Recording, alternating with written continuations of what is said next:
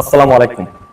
আমি আজকে ছোট্ট একটা কথা বলবো, সেটা হচ্ছে তারেক রহমানের একটা বক্তব্য কেন্দ্র করে হাসনাত আব্দুল্লাহ, এনসিপির মুখ্য সংগঠক দক্ষিণাঞ্চলে, তিনি একটা মন্তব্য করেছেন যে ওনার একটা বক্তব্য সোশ্যাল মিডিয়াতে আমি একটা রিলস ভিডিওর মাধ্যমে একটু দেখতে পেলাম যে এটা তো আপনারা আগে শুনবেন।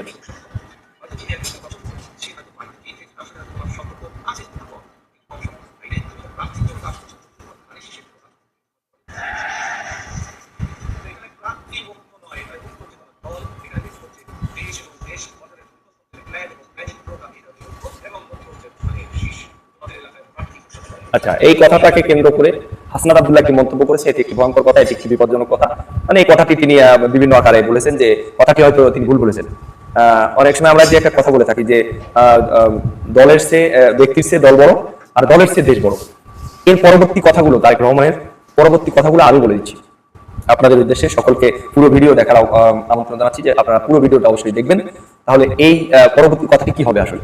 পরবর্তী কথাটি হচ্ছে যে যেখানে আপনি হাতে 5টি আঙ্গুল কিন্তু সমান নয়, এখানে ছোট বড় আছে। তাহলে সব জায়গায় ব্যক্তি নির্বাচন, মানে যোগ্য ব্যক্তি, সব জায়গায় তো ব্যক্তি দিয়ে হবে না। কিছু কিছু জায়গায় যেখানে ব্যক্তি না পাবে, জনগণের কাজ হবে, যেখানে ব্যক্তি না পাবেন সেখানে দল দেখবেন, যেখানে দল না পাবেন সেখানে দেশ দেখবেন।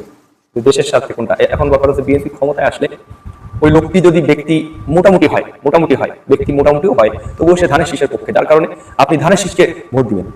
ওনার কথাটি অ্যাকচুয়ালি আপনারা অন্যভাবে আপনাদের সামনে উপস্থাপন করে জাতিকে বিভ্রান্ত করবেন না। তারেক রহমানের এই বক্তব্যটাকে যে হাসনাত আব্দুল্লাহ যেভাবে উপস্থাপন করতেছে, তাতে মনে হচ্ছে যে উনি শুধু মানে এমন ভাবে কথাটা বলেছেন, বড় ধরনের একটা অন্যায় করে ফেলছে।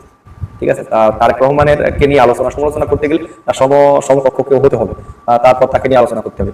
আমি তীব্র নিন্দা প্রতিবাদ জানাচ্ছি হাসনাত আব্দুল্লাহ এই ধরনের মন্তব্য করার জন্য তারেক রহমানের বক্তব্য। পরবর্তীতে যে আমরা যেখানে ব্যক্তি না পাবো সেখানে দল দেখবো, যেখানে দল না পাবো সেখানে দেশ দেখবো। দেশের সাথে কোন দল কাজ করবে সেই দলকে ভোট দিয়ে দেবো। আশা করি বোঝাতে পেরেছি। আর এরপরে আর মনে হয় না যে আরো ভালো করে বোঝানোর কারো প্রয়োজন আছে।